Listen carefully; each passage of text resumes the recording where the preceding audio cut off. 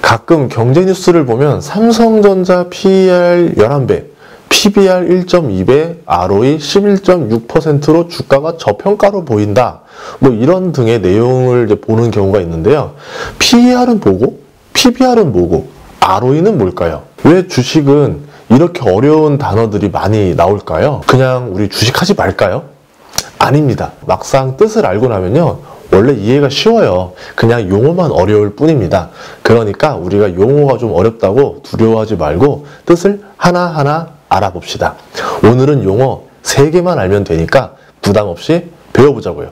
PER이라고 있는데요. 워렌 버핏이 주식을 살 때는 기업을 산다 생각하라 이렇게 말을 했었습니다. 주식회사는 기업이고 기업도 어떻게 보면 규모가 큰 가게라고 볼 수가 있겠죠. 가게도 사고 팔고 하는 거 아시죠? 가게를 인수할 때 우리는 이 가게를 얼마에 사서 얼마를 벌 수 있는지를 생각해야 합니다. 당연히 주식 투자를 할 때도 이 기업이 얼마를 벌어오는 기업인지 그리고 또 얼마에 사야 내가 이 기업을 적당한 가격에 샀는지를 생각해 봐야 되겠죠. 그래서 이 기업의 매매 가격이 있는데요. 시가총액이라고 나와 있습니다. 그러니까 시가총액은 간단해요. 주가 곱하기 주식 수예요. 그래서 여기에 물건을 얼마나 팔고 인건비, 월세, 재료비 등을 빼고 남은 순수한 이익이 또 있는데요. 이 순이익이라는 게 있습니다. 이 순이익을 알아야 실제로 여기에 얼마를 남기는 사업인지를 알 수가 있는 거잖아요. 그러면 이 순이익으로 몇 년을 벌어야 시가총액이 나오는지를 나타낸 게 PER입니다.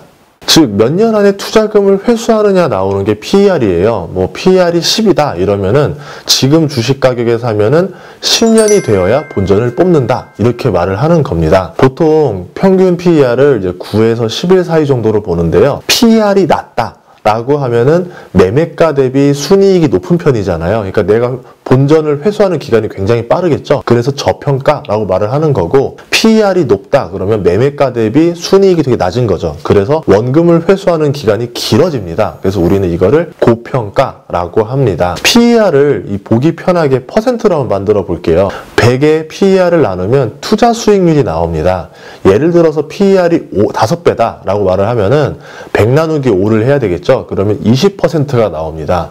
이게 연간 투자 수익률이라고 볼 수도 있는 거예요. 굉장히 높은 수익률이 나오잖아요. 반대로 그럼 PER이 20이라고 볼게요. 20배. 그러면 100 나누기 20을 하니까 5%가 나오죠. 주식 투자 치고 연 5%의 투자 수익률이면 그렇게 높은 편이라고 볼 수는 없는 거겠죠. 그래서 우리는 이 PER을 보면서 순이익 대비 주가가 고평가인지 저평가인지를 한눈에 알아볼 수가 있습니다. 물론 이제 이익이 매년 크게 바뀌는 기업들이 있어요. 이런 기업들 같은 경우는 이 PER로 적정 가격이다 아니다를 알 수가 없습니다. 그럴 경우에는 3년 또는 5년치의 순이익을 다 구해보는 거예요. 그래서 이 순이익을 평균을 냅니다. 그럼 이 순이익 평균을 가지고 시가총액으로 나눠서 평균 PER을 구하는 거죠. 이런 식으로 보면 대략적으로 이 기업이 5년 정도의 평균 PER이 이 정도 되는 거구나 사업을 알 수가 있는 거고요. 아니면은 경쟁 업종이 있습니다. 이 경쟁 업종의 PER을 봤을 때 우리 회사는 PER이 좀 낮은 편이네.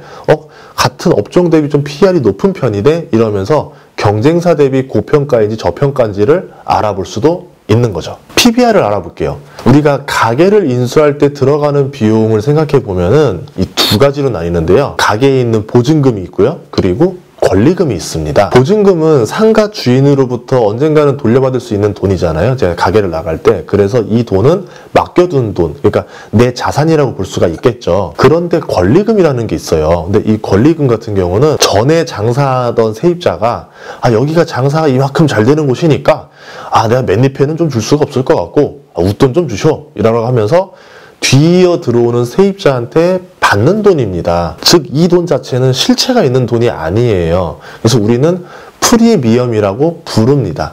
기업도 마찬가지예요. 기업의 매매 가격이라고 볼 수 있는 시가총액 같은 경우도 자본이라는 것과 프리미엄으로 이루어져 있습니다. 현재 장사를 잘하고 있는 기업의 지분을 사는 거니까 당연히 영업권을 사들이는 거잖아요. 그래서 프리미엄을 지불하면서 사는 게 원래는 맞는 얘기겠죠. 하지만 이렇게 볼 수도 있어요. 이 프리미엄을 과하게 지불하면 나중에 사업이 망했을 때 투자한 돈의 대부분을 못 찾을 수도 있는 거죠. 여러분 아파트 같은 경우 생각하시면 될 것 같아요.